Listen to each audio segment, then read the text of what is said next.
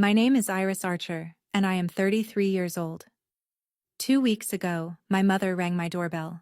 First time in 9 years. She stood on my porch in a beige cardigan with a carry-on suitcase and a folded piece of paper. The paper was not an apology. It was a list. Handwritten. Blue ink. Bullet points. Every bullet had a dollar sign. Total. $925,000. She did not say she was sorry. She did not ask about her grandchildren. She said, "We need to talk about the family's future." But here is what my mother did not know. I had been keeping a list of my own for 9 years. Every birthday card she returned, every voicemail she ignored, every text message my sister sent about me behind my back. 29 items, all labeled, all dated, all filed in a navy blue binder that I kept in the bottom drawer of my desk. She brought a list of what she wanted. I brought a list of what she did. Before we get into this, if you are new here, please take a moment to like and subscribe. It helps more than you know. And while you are at it, drop a comment telling me where you are watching from and what time it is where you are. I love reading those. Let me take you back to the summer I turned 24. The summer my family told me I was no longer one of them. Millfield, Ohio. Population, 2,000 and change. One Baptist church. One barbershop. One diner where every booth smelled like coffee and bacon grease no matter what time you walked in. That was my town. My whole world until I was 18. My father, Kenneth, worked at the lumber yard on Route 7 for 31 years. Same shift, same boots, same quiet nod when he came through the door at 5:42 every evening. My mother, Diane, she decided who brought what to every potluck, and nobody argued. My sister Paige was 4 years younger and everything I was not. Loud, confident. The kind of girl who got voted homecoming queen and acted surprised. Mom adored her. Dad called her Sunshine. I was the quiet one, the one who did the dishes without being asked, and scored perfect on every math test and never got a party for either. I do not say this with bitterness. I say it because you need to understand the math. In our family, love was a budget, and Paige was the line item that always got funded first. When I was 18, I got a scholarship to Ohio State. Full ride. I was the first Archer to go to college. Mom packed my suitcase and slipped a card inside, the kind with flowers on the front and her handwriting on the back. "Come home soon. You belong here." I kept that card for 15 years. It is still in my desk drawer, right next to the navy binder. The card was the last kind thing she ever wrote me. I met Marcus Ellison in advanced statistics, spring semester of my junior year. He sat 2 rows ahead of me and solved regression problems like he was reading a grocery list. Calm, methodical, never rushed. He was an engineering major, computer science minor, on a partial scholarship from Cleveland. His mother, Cora, was a retired school librarian. His father, white, from the suburbs, left when Marcus was 4. Cora raised him alone. She worked 2 jobs until Marcus turned 16, and then she worked 1 job and volunteered at 3. Marcus was biracial.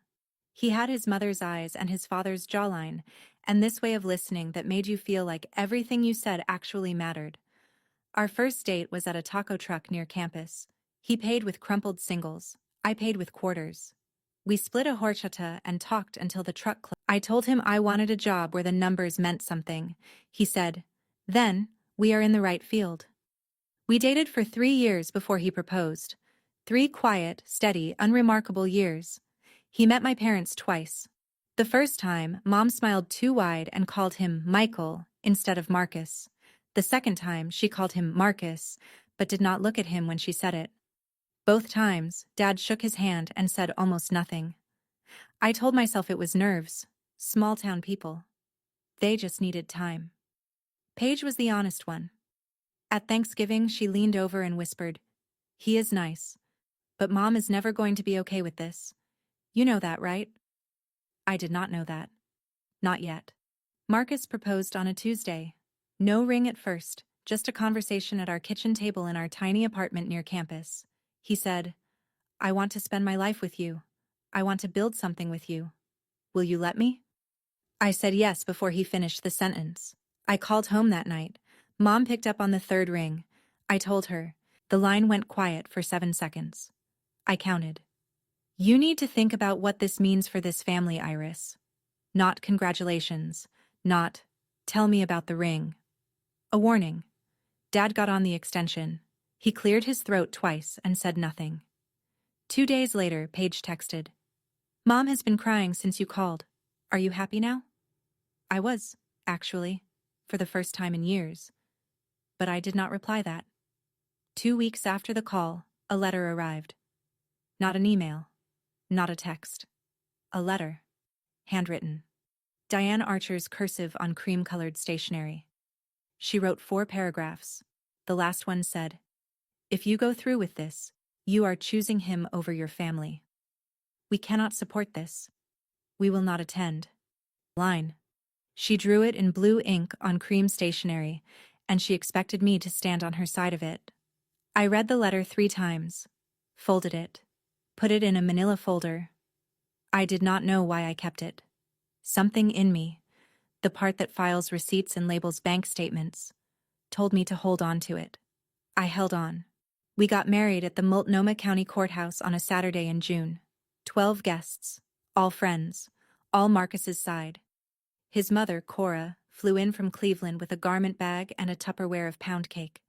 She pinned a silk flower to my dress and held both my hands and said, Welcome to the family, baby.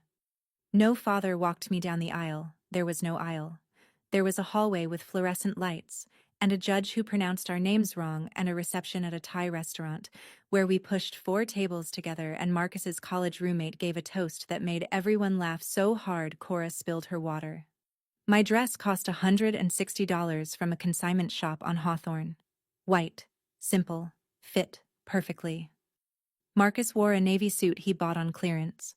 We looked like 2 people who had just done the most important thing of our lives on a budget. Because we had. That night, in our apartment, I sat on the edge of the bed and stared at the bouquet, grocery store roses, $6, and my hands shook. Not from doubt, from grief. I had just gotten married, and the 2 people who raised me did not care enough to watch. 1 week later, I mailed a card to Millfield. Inside, our wedding photo, Marcus and me on the courthouse steps, grinning. I wrote, We are happy. I hope you can be happy for us someday. The card came back 11 days later. Stamped in red. Return to sender. I stared at that stamp for a long time. Then I opened the manila folder. Put the card inside. Binder. Year 1 was the hardest. I called Mom 4 times. Voicemail every time. I left messages. Short. Careful. The kind where you choose every word because you know it might be the last one she ever listens to. Hi, Mom. Just calling to say hi. We are doing well. Marcus got a job at a software company downtown. I am studying for the CPA exam. I miss you. Call me back whenever you are ready. She never called back. I sent a card for her birthday, a card for Dad's birthday, a card for Christmas. All 3 came back with the same red stamp. Dad sent 1 text. February. 4 words. Your mother needs time. That was it. No follow-up, no second text. The 4 words sat in my phone like a voicemail I could not delete. Paige posted a family photo on Facebook that spring. Mom, Dad, Paige, Paige's boyfriend at the time. All smiling. Captioned, Sunday dinner with my people. I was not in the photo. I had never been invited. I printed the screenshot. Not to torture myself. I printed it because I had started doing something I could not explain. Filing things. Every returned card, every unanswered call log, every piece of evidence that my family had decided I no longer existed. I put them in the manila folder, and by March, the folder was thick enough that I transferred everything into a binder. Navy blue, 3-ring, tabs. He is not one of us. Her voice played in my head at strange moments. In the grocery store, at the dentist, at 2 in the morning when Marcus was asleep, and the apartment was dark. I wanted the words to stop hurting. They did not stop. But they got quieter. The binder got thicker.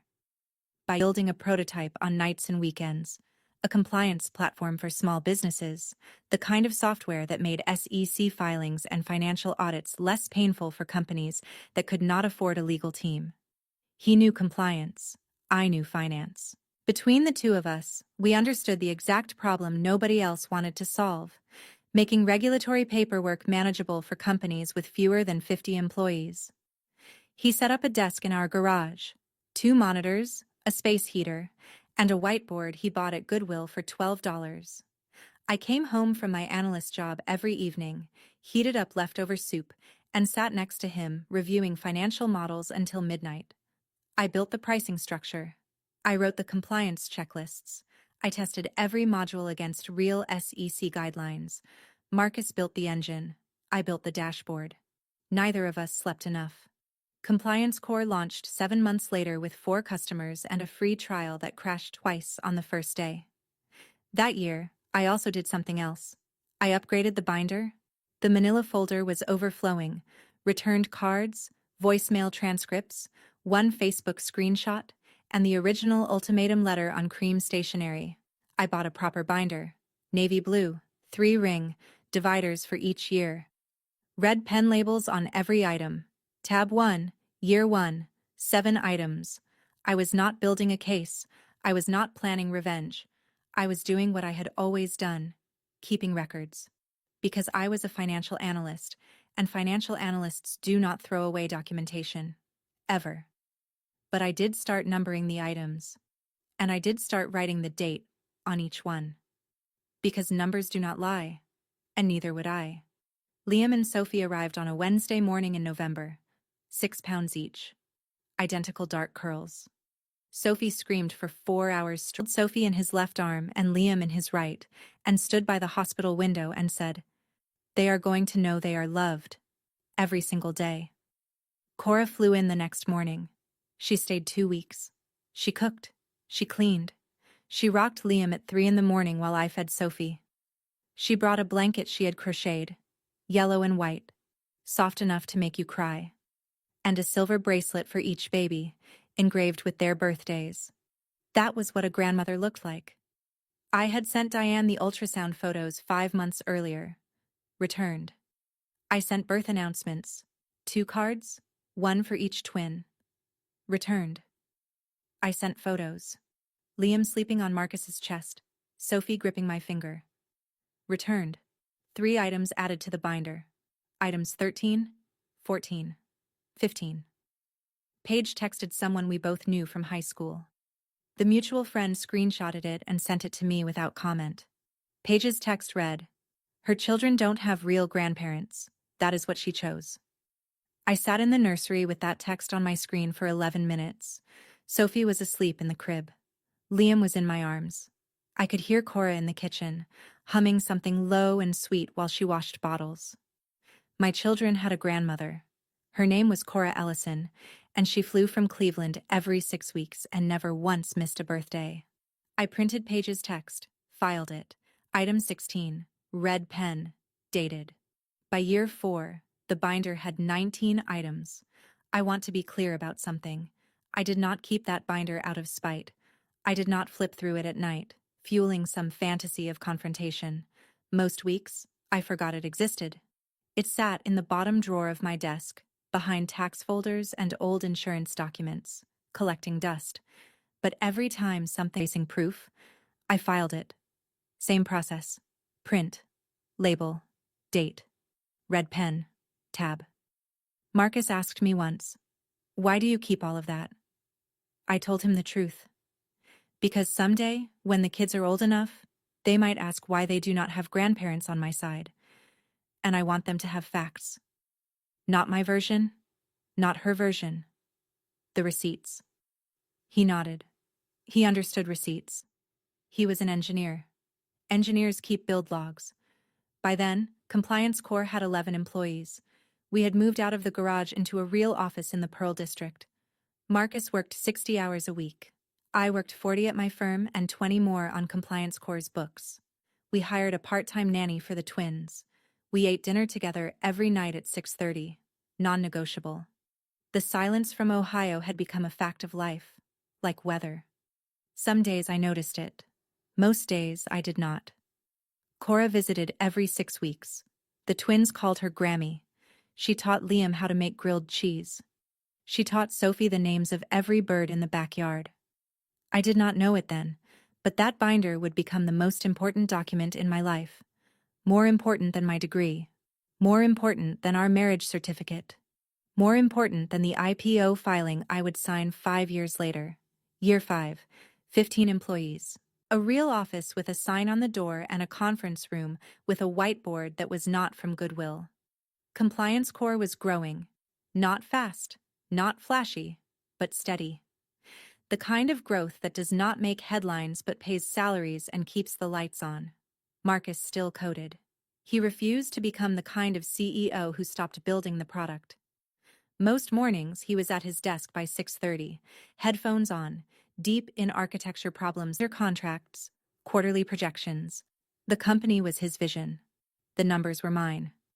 We bought our first house that year. A craftsman bungalow in the Selwood neighborhood of Portland. 3 bedrooms, original hardwood, a backyard with a plum tree the twins claimed as their fort. I remember signing the mortgage papers and thinking, this is ours. Nobody gave us this. We built it. Liam started kindergarten. Sophie started kindergarten. They rode the same bus and sat in the same row and argued about who got the window seat. Normal. Beautifully, painfully normal. On a Tuesday night in October, I made the mistake of checking Facebook. Diane had posted a family photo from what looked like a Thanksgiving preview dinner. New dining set, Paige and her husband, a baby in a high chair. Paige's son, my nephew. I had never met him. Caption, my whole world. 3 people in the photo, a baby, a table, a family that did not include me or my children or the man I married. I closed the app, went to bed. Did not cry. I had stopped crying about Diane Archer somewhere around year 3. Some wounds do not heal. They just go numb. Paige got married in year 6. I learned about it from Instagram. The photos were beautiful. White church. The same Baptist church where I got baptized at 12. 200 guests. Paige in a cathedral-length veil. Mom in lavender. Dad in a new suit I had never seen before. The reception had a live band, a 5-tier cake, and a sparkler send-off that looked like a movie. They did not invite me. They did not tell me. I found out 4 days after the wedding when a friend from high school posted a group shot with the caption, "Best wedding of the year." I zoomed in. My parents were in the second row. That photo for a long time, not because I was jealous of the wedding. I had my wedding. 12 people, Thai food, a $160 dress, and the best man I have ever known. I stared because they looked happy. And they looked happy without me. I did something I probably should not have done. I ordered a set of handmade linen napkins from a shop in Portland. Ivory, monogrammed with Paige's new initials. I wrote a card. Congratulations on your wedding. I wish you and your husband every happiness. Love, Iris. The package came back 3 weeks later. Unopened. I could see the tape was untouched. Item 17. Gift return. Paige's wedding. Red pen. Dated. I put the binder back in the drawer. Closed it. Sat at my desk and listened to Sophie singing in the bath and Liam arguing with Marcus about whether dinosaurs could swim. That was my family. Right there. In the next room. And they were enough. Year 7 changed the trajectory. Compliance Core landed its Series B, $12 million from a venture capital firm in San Francisco. I remember the phone call. Marcus was in the kitchen making pancakes for the twins. His phone rang. He listened, nodded, hung up, turned to me and said, "They said yes." I did the math before the pancakes were done. 12 million in funding. Post-money valuation of 68 million. Marcus and I still held 22%. We were not rich. Not yet. But the numbers were heading somewhere I had only ever modeled in spreadsheets. I left my analyst job that month and joined Compliance Core full-time as CFO. It was the first time my name was on the company paperwork next to his. We were partners. In everything. We moved to a bigger house. a 4-bedroom colonial in Lake Oswego, 15 minutes south of Portland. Twins did homework while I reviewed quarterly reports on the other end. The Series B made a small splash in the press. TechCrunch ran a 4-paragraph piece.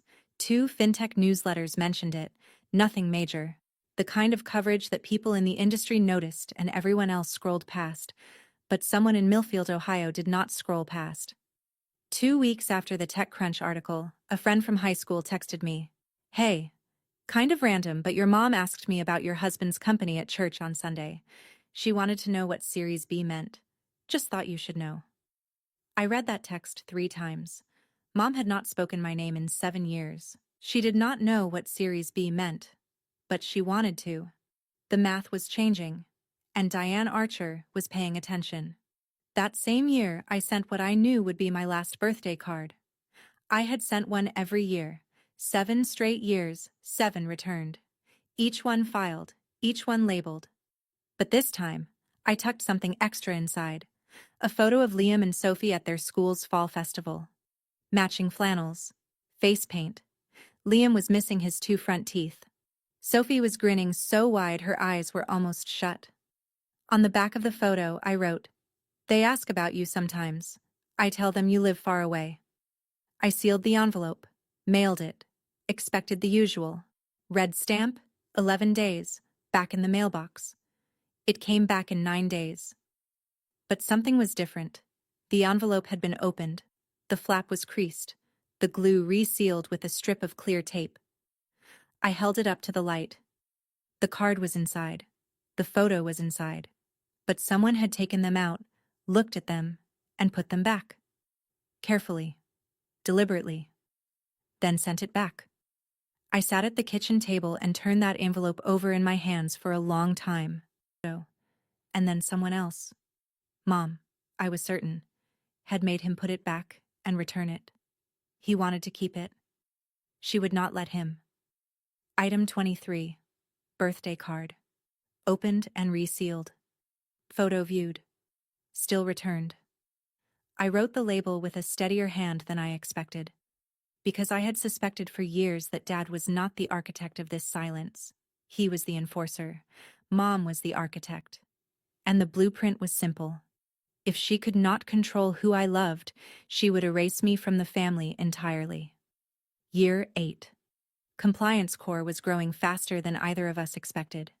80 employees, offices in Portland and Austin, a partnership with 2 of the largest accounting firms in the Pacific Northwest.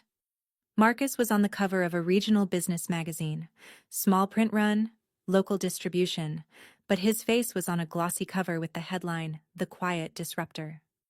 I noticed strange activity on my LinkedIn that month. Someone from Millfield, Ohio had viewed my profile 3 times in 1 week. No name visible, a private browser or a burner account. But the location was right there. Millfield, Ohio. Then Forbes ran its annual Companies to Watch list. Compliance Corps made it. Number 47 out of 50. Small mention. 2 sentences. But it was Forbes. I did not think much about the LinkedIn views until a few weeks later, when Marcus was invited to guest on a fintech podcast. The episode was 45 minutes, mostly technical. Compliance automation, API integrations, federal reporting standards. Not exactly viral content. But 3 days after it aired, my old friend from Ohio texted again. "Your mom told Linda at church that she always knew Marcus was smart." Direct quote. Linda, 7 years of silence, and now she always knew. I did not add that to the binder. It was not a document. It was hearsay. But I wrote it on a post-it and stuck it to the inside cover because I wanted to remember the moment Diane Archer started rewriting history. She was not proud of Marcus. She was not even sorry. She was recalculating. The numbers were getting bigger. And my mother was an accountant of a different kind. The group chat arrived on a Monday. My friend from Ohio, Tess, the one who kept me in the loop about church gossip, called me at 7 in the evening. She sounded rattled. Iris. Paige accidentally added me to a family group chat. I think she meant to add someone else with a similar number. I was in it for 3 days before they noticed and removed me. I took screenshots. She sent them. 7 screenshots. 3 days of unfiltered Archer family conversation. I read them in the parking lot of Liam's soccer practice. Page. His company was valued at $68 million last round. I have been tracking the funding filings. If they IPO, we are looking at $300 million minimum. Diane. How do we approach this? She will not listen to me. Kenneth. Maybe I should call first. Feel her out. Diane. No, I need to go in person, with a plan. A real plan. Page. Make a list. Be specific about what we need. She is a numbers person. She will respond to numbers. Diane. How much should we ask for? Page. Start with the mortgage, then medical, then retirement. College for my son. Monthly support. Layer it. Make it look like family investment, not a request. Kenneth. This does not feel right. Diane. Kenneth. She has more money than this entire town. She can afford to help her family. 22. Through the windshield, I could see Liam running across the field, chasing a ball twice the size of his head. My hands were shaking. Not from sadness. From clarity. 9 years of silence. 9 years of returned birthday cards and ignored grandchildren and a cream-colored letter that said, "Do not walk back through our door." And now that the numbers had changed, they wanted to approach with a plan. I drove home, printed the screenshots, filed them. Item 26. Family group chat. Financial tracking. Reconnaissance confirmed. If this story is hitting close to home, if you have ever had someone cut you off and come running back when the numbers changed, drop a comment. Tell me, because I think more of us carry this than we admit. And while you are here, subscribe if you have not yet. I told Marcus that night after the kids were asleep. I showed him the screenshots. He read them once, slowly, the way he reads code, line by line, looking for bugs. When he finished, he set the phone on the counter and stared at the wall for a long time. What do you want to do? Nothing. Yet. But I want to be ready. He nodded. That was Marcus. He did not tell me what to feel. He did not suggest we ignore it or confront it or anything in between. He asked what I wanted, and then he stood next to me while I figured it out. The next morning, I called a family attorney. Not to sue. Not to file anything. I wanted to understand our position. What were our rights if Diane showed up? Could she make any legal claim to our assets? To the children? The attorney, a woman named Grace, mid-50s, no nonsense, walked me through it in 20 minutes. No, Diane had no legal standing. Our trusts were structured to protect the children's of documented estrangement made any claim laughable. I thanked Grace, hung up, went to work. But I also did something else that week. I drafted a letter, did not send it. Just wrote it out, longhand at the kitchen table after midnight. In it, I listed every item in the binder, every date, every returned card, every ignored call, every screenshot. 26 items, dated, documented, ready, year 9. The IPO conversation started in January. Investment bankers flew to Portland. We had 3 rounds of meetings in our conference room. The one with the whiteboard that was still from Goodwill, though nobody needed to know that. They reviewed our financials, our growth projections, our customer retention rate. They used words like roadshow and pricing range and lockup period. Marcus handled the product pitch. I handled the numbers. Every slide, every projection, every risk disclosure. My name was on it. CFO, co-founder, the person who signed off on every SEC filing before it left the building. The process took 7 months. 7 months of due diligence, legal review, investor meetings. Marcus barely slept. I barely ate. The twins started noticing. Liam asked why Dad kept talking to his laptop at dinner, and Sophie drew a picture of me at my desk with a speech bubble that said, "One more email." In August, our attorney finalized the trust structure for Liam and Sophie. 2 irrevocable trusts, funded, protected. Nobody, not Diane, not Kenneth, not Paige, not any future version of any Archer who showed up with a list, could touch $1. I signed the trust documents on a Tuesday afternoon in a corner office overlooking the Willamette River. The attorney asked if I had any questions. She said. That is the point. I went home, made dinner, helped Sophie with long division, put the trust documents in the fire safe under our bed. Then I noticed something odd. For the first time in months, no one from Millfield had viewed my LinkedIn. No texts from Tess about church gossip. No digital footprints at all. Quiet. The dangerous kind. 2 months before the IPO, Paige texted me. First time in 9 years. The message arrived at 2:17 on a Thursday afternoon. Hey, just thinking about you. How are the kids? 6 words. 9 years. And, how are the kids? As if she had been asking regularly, as if this was a continuation of something instead of a resurrection. I did not reply for a week. I wanted to see if she would follow up. She did. A second text. I am going to be in Portland for work next month. Would love to see you. Marcus said, it is your call. I agreed to meet her. Not at our house. At a cafe in the Pearl District. Public, neutral, time limited. Paige showed up 15 minutes late in a blazer and ankle boots. She looked like she had practiced being casual. She hugged me too long. She said, you look amazing 3 times in the first 10 minutes. Then she started asking questions. How big was our house? Did the kids go to private school? What neighborhood did we live in? Was Marcus still running the company or had he stepped back? How many employees now? Had they raised more money recently? 32 questions. I counted. None of them were. I am sorry. Halfway through our lattes, I noticed something in the reflection of the cafe window. Paige had her phone angled toward the parking lot. She was photographing my car, a white Tesla Model Y that Marcus bought me for my birthday. I answered her questions. Vaguely, politely, the way you answer a bank teller's small talk. When we hugged goodbye, she held on too long again. She ordered a latte and asked 32 questions. I counted. The only question she did not ask was the only one that mattered. After the cafe, I drove straight home and opened the binder. Item 28. Page reconnaissance visit. Date, red pen, notes, 32 questions documented. Photographed vehicle, no apology offered, no mention of past estrangement. Then I called Grace, the family attorney, for the second time.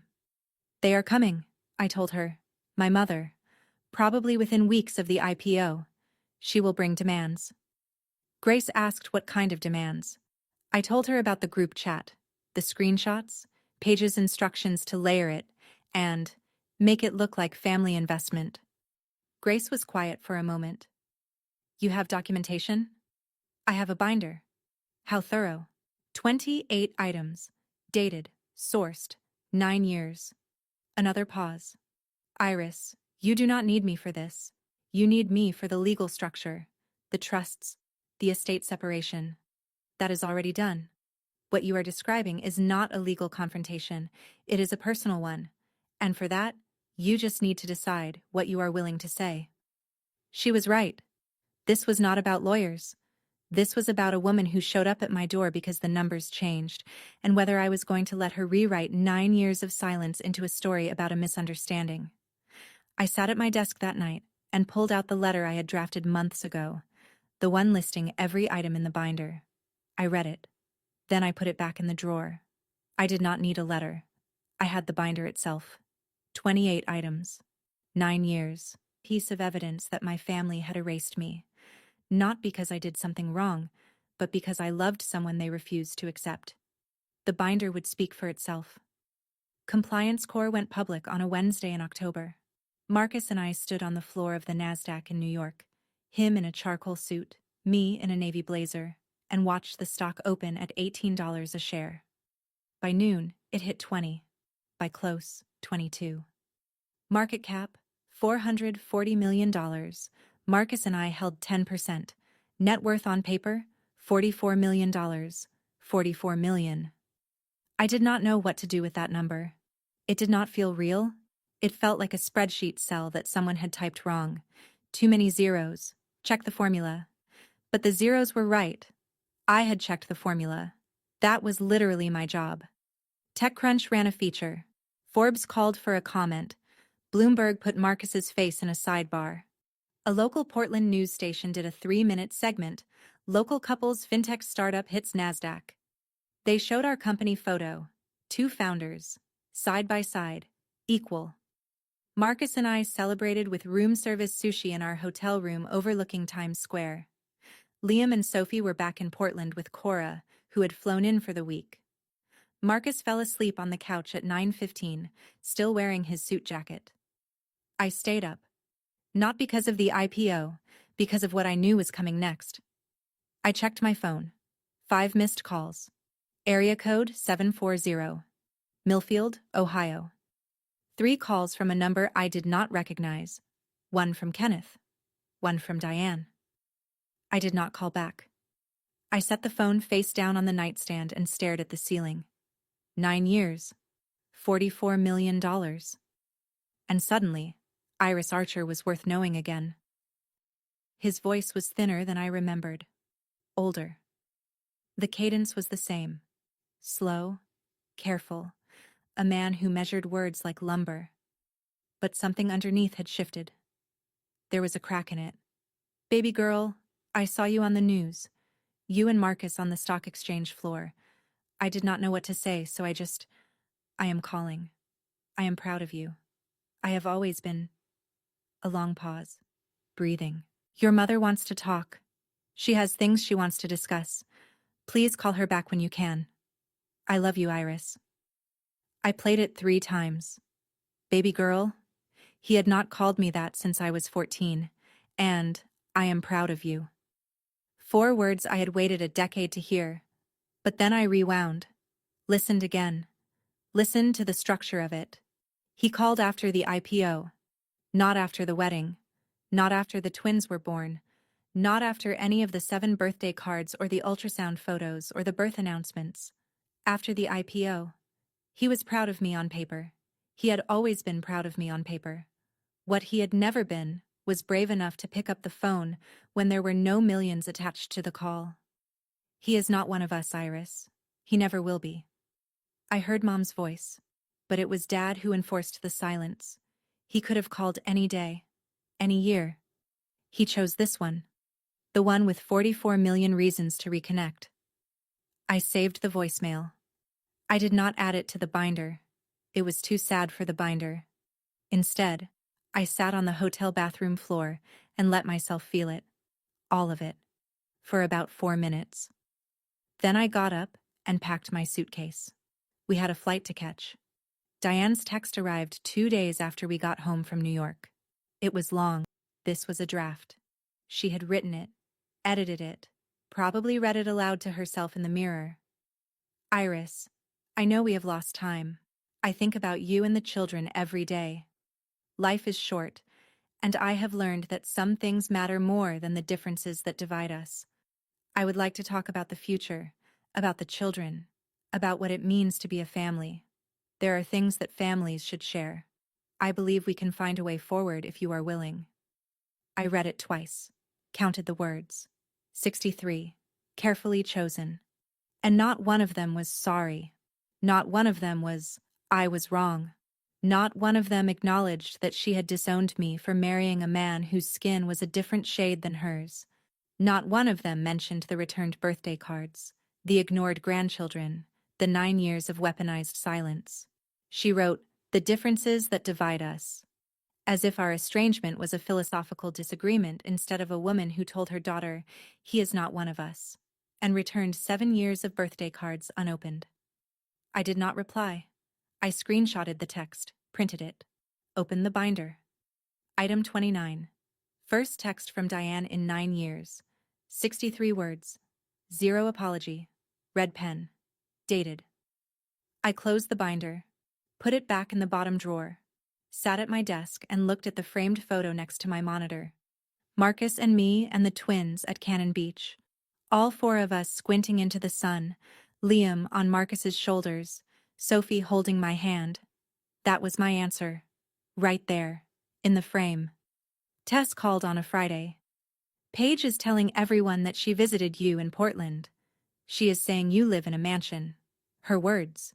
She is telling people Marcus struck gold and that you drive a Tesla, and the kids go to a private school. Eileen, Iris, that is not the point. Your mom is planning a trip. Paige told Linda at the salon that Diane is going to Portland next week. She is packing a suitcase. I closed my eyes. I know. How? Because Paige counted every room in that cafe and photographed my car. Silence on the other end. Then, what are you going to do? I am going to open the door. Tess sounded surprised. You are going to let her in? I am going to let her talk. And then I am going to show her what I have been keeping in the bottom drawer of my desk for 9 years. I hung up and stood in my kitchen, the kitchen with the island where Sophie did homework, and Liam built Lego towers, and Marcus made pancakes on Sunday mornings. Cora's photo was on the fridge, next to the twins' field trip picture. Grammy Cora. The only grandmother they had ever known. Diane was coming. I had known it since the group chat. Since the Series B. Since the LinkedIn views and the church gossip and Paige's 32 questions at the cafe. The numbers had changed, and Diane Archer was coming to collect. But I was not the same girl who left Millfield at 18 with a scholarship and a mother's card that said, "Come home soon." I was a CFO, a mother, a woman with a binder, and I was ready. The irony was not lost on me.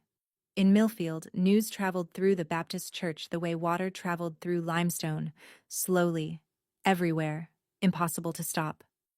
When I married Marcus, the Whisper Network had done its work in 48 hours. Diane Archer's daughter married someone who was not like us. The women on the prayer chain clucked their tongues. The men at the diner shook their heads. And Diane had used that social pressure like a weapon. She disowned me partly because she could not bear the whispers. Now the whispers had reversed. Tess told me. Linda, Iris Archer was a CFO. Iris Archer was worth $44 million. And Diane Archer, the woman who ran the Easter brunch and coordinated the prayer chain, had disowned her own daughter 9 years ago for marrying him. People were not whispering anymore. They were asking questions. To Diane's face. You must be so proud. When did you last visit the grandkids? Are you going out to Portland for the holidays? And Diane had to smile through every single one. Because admitting the truth, that she had cut off her firstborn for loving someone she refused to accept, would destroy the carefully curated image she had spent a decade building. The same town that let her cut me off was now asking her why. Diane could not tell them she was estranged from her daughter without admitting she was the one who drew the line. And she could not pretend everything was fine without someone inevitably asking, then where was Iris at Christmas? The pressure was flipping, and Diane Archer, the woman who wielded social pressure like a scalpel, was now the one being cut. She arrived on a Tuesday at 10:14 in the morning. I know the exact time because I was standing at the kitchen window, drying a mug, and I watched the taxi pull up. She got out slowly. Beige cardigan, black slacks, the same pearl studs she had worn to church every Sunday since I was a girl. A carry-on suitcase, small, worn at the corners. She stood on the sidewalk for a full 30 seconds before she walked up the path. I watched her look at the house, the craftsman details, the porch swing, the garden beds Marcus had planted in the spring. She took it in the way a real estate appraiser would. Evaluating. The doorbell rang. I opened the door. We stood 3 feet apart. She looked older. More gray in her hair. Lines around her mouth that had not been there 9 years ago. Her eyes, the same shade of green. Seconds. I came to talk about the children's future. Not. I came because I missed you. Not. I came because I was wrong. Not even. I came because I love you. I came to talk about the children's future. The children she had never met. The children whose photos she returned in sealed envelopes. The children Paige said did not have real grandparents. I looked at the suitcase. Looked at the folded piece of paper in her right hand. Come in. I did not lead her to the living room. I led her to the kitchen. The kitchen had a table. It had good light. It had the fridge with Cora's photo and the twins' artwork, and a world map where Sophie marked every country she wanted to visit someday. The kitchen was where truth lived in this house. And truth was what we were about to have. She sat at the table. I poured 2 glasses of water. No coffee. Coffee was for people who were staying. She looked around the kitchen. Her eyes landed on the fridge, on Cora's photo, Grammy Cora holding Liam and Sophie on her lap at the beach, all 3 of them laughing. Diane stared at it for 5 seconds. Something crossed her face. I could not tell if it was guilt or jealousy. Then she unfolded the paper. Her handwriting. Blue ink. 5 bullet points. Each one neat, deliberate. The product of what must have been hours of calculation. She read them aloud. Retirement fund for your father and me. $500,000. I said nothing. College fund for Paige's son, Thomas. $200,000. Nothing. Medical expenses. Your father's knee surgery. $45,000. Nothing. Mortgage payoff. The family home. $180,000. Nothing. Monthly support. $3,000. She folded the paper. Your father worked his whole life. He sacrificed for you. For both of you. It is time to give back. I stared at the list. $925,000. Itemized. Calculated. Presented like an invoice. Not once during the reading did she mention my name with the word, sorry. Not once did she acknowledge that she was sitting in a house she had never visited, asking for money from grandchildren she had never held. Her children don't have real grandparents. That is what she chose. Paige's words. Echoing. I picked up the list. Read each line one more time. Folded it. Set it down. Then I stood up and walked to my office. The bottom drawer was exactly where I left it. Bottom drawer. Under the tax folders. Behind the old insurance documents. I pulled out the binder. Navy blue. 3-ring. Heavy. The kind of weight that comes from 9 years of documentation. I carried it back to the kitchen. Set it on the table, right next to the folded list of demands. 2 documents. Hers. 1 page, 5 bullets, $925,000. Mine. 29 items, 9 years, 0 apologies received. Diane looked at the binder. What is that? You brought a list, Mom. I sat down, placed my hands flat on the table. I brought one too. She stared at the binder.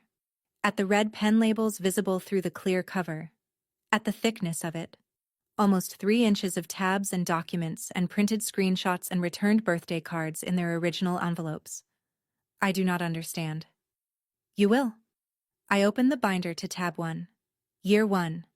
And I started reading. I did not raise my voice. I did not cry. I did not perform. I read item by item. 9 years of receipts. Documented. Dated.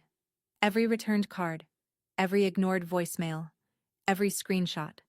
Every piece of proof that Diane Archer had systematically erased her firstborn daughter from the family. Not because I did something wrong, but because I loved someone she refused to accept. The binder was not revenge. It was not a weapon. It was a record. And records do not negotiate. They do not argue. They do not forgive or condemn. They just tell the truth. And I had 9 years of truth to share. Tab 1. Year 1. I pulled out the first item. A birthday card in a white envelope. Red stamp across the front.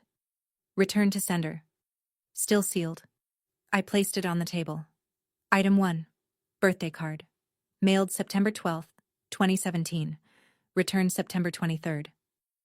Diane's eyes widened. I pulled out the second item. Another envelope.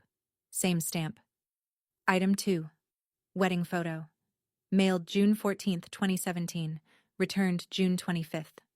A third. Item 3. Christmas card. Mailed December 8th, 2017. Returned December 21st. I laid them out one by one. Slowly. The way you lay out evidence in an audit. No commentary, no emotion, just documents arranged in chronological order. Diane's mouth opened, then closed. She stared at the growing row of envelopes on the table. White rectangles with red stamps, each one a door I had tried to open and she had slammed shut. These are the birthday cards I sent you, every year. For 9 years. Every single one came back. Iris, I am not finished. I moved to tab 2. Year 2. 3 more items. A voicemail transcript. My words. Printed Diane's My Whole World post. No Iris, no Marcus, no grandchildren. Item 4. Voicemail to you. January 7th, 2018. Duration, 47 seconds. No callback. Diane pressed her fingers to her lips. Her eyes were wet. Item 5. Text from Dad. February 12th, 2018. 4 words. Your mother needs time. I set the printout on the table. It has been 9 years, Mom. How much more time did you need? The tears came. I expected them.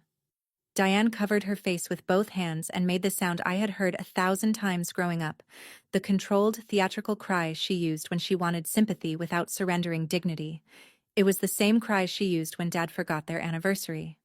The same cry she used when the church did not choose her casserole for the potluck finals. I was hurt, Iris. You chose him over us. You left. I did not leave. You told me not to come back. That is not...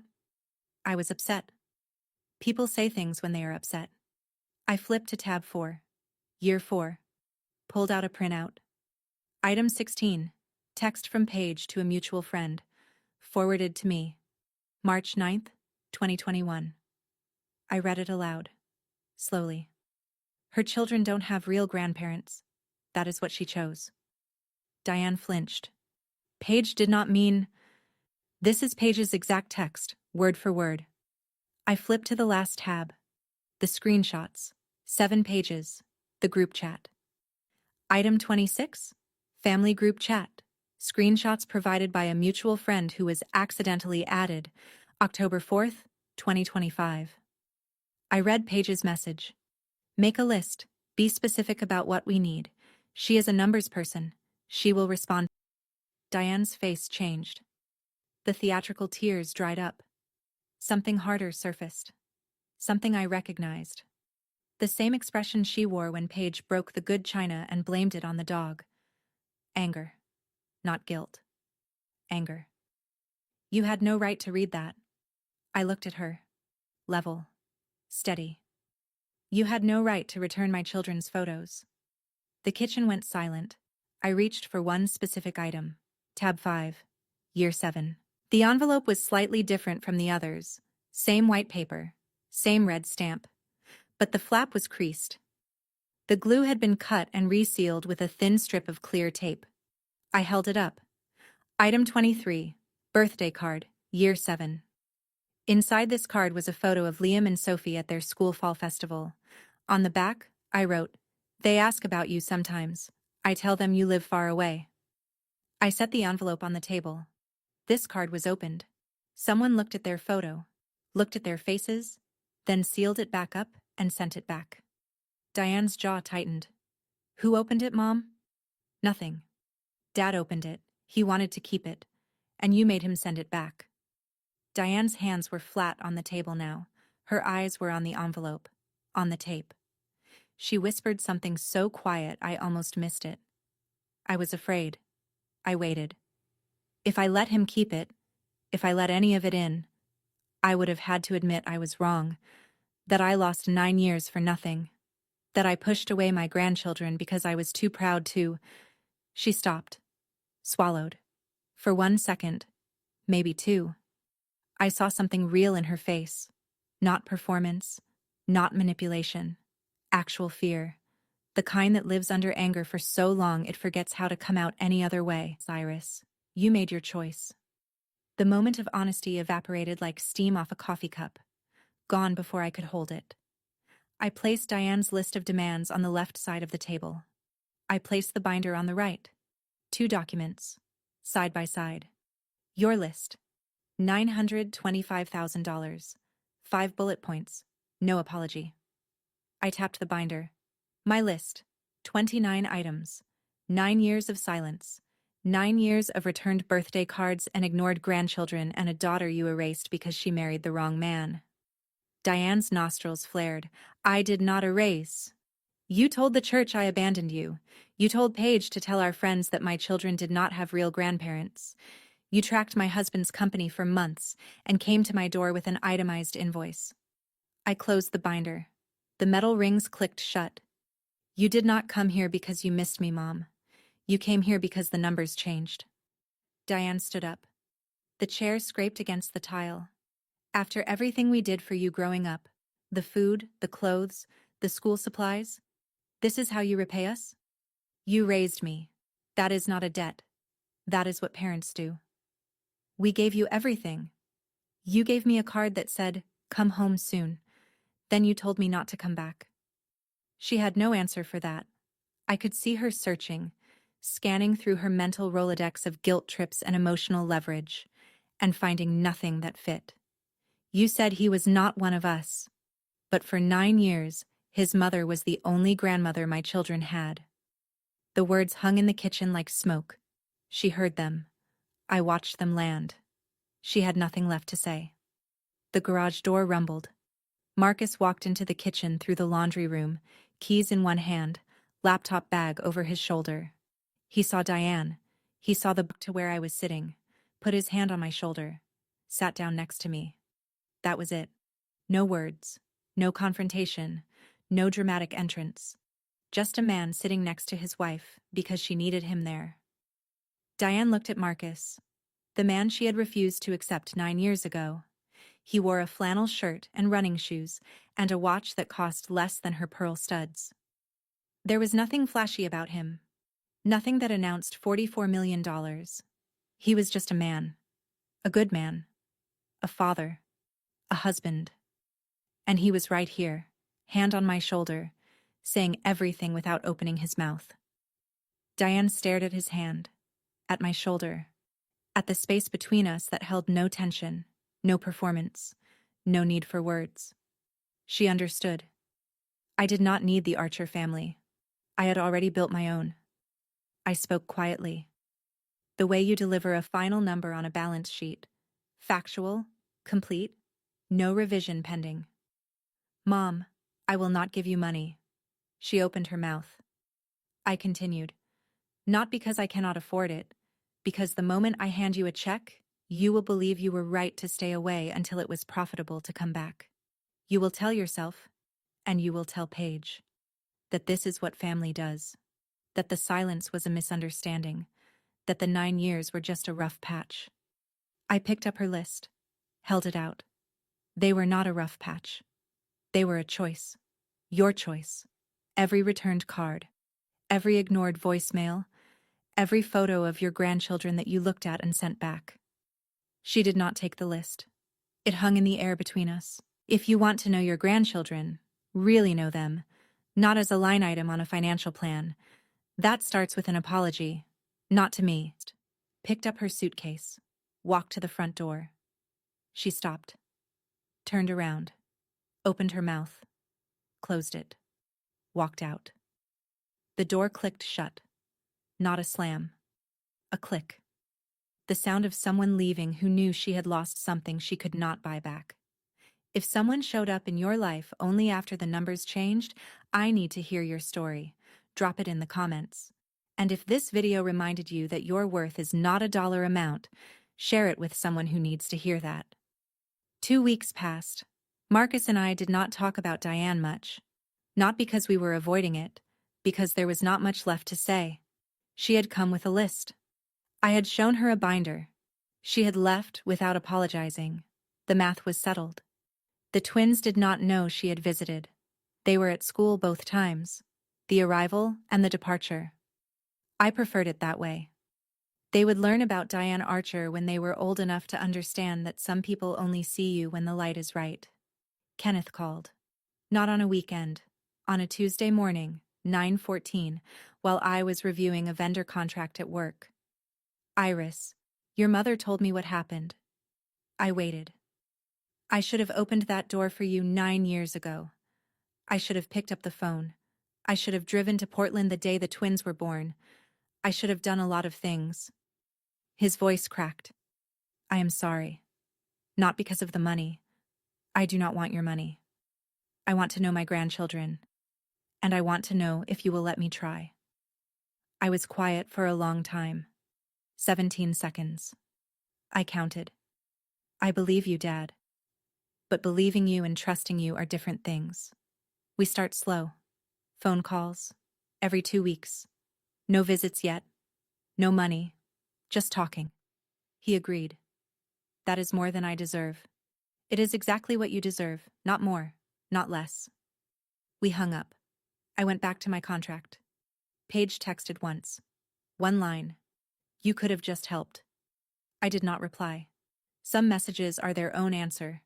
Diane did not call, did not text, did not write. The silence returned. But this time, it was hers. I had said everything I needed to say. The next move was hers. The binder sat in the bottom drawer. 29 items. 9 years. I did not add a 30th. I hoped I would never have to. Here is what 9 years of silence taught me. Family is not the people who share your last name. Family is not the people who show up when your net worth changes. Family is the people who show up when your world is small, and your garage is cold, and your babies need a grandmother. The people who fly from Cleveland every 6 weeks and crochet blankets and teach your son how to make grilled cheese. That is family. And it was never about money. It was about showing up. That is my story. 9 years, 29 items, 1 navy binder. If this story reminded you that your worth was never about the numbers, share it with someone who needs that today. Drop a comment, hit subscribe, and I will see you in the next one.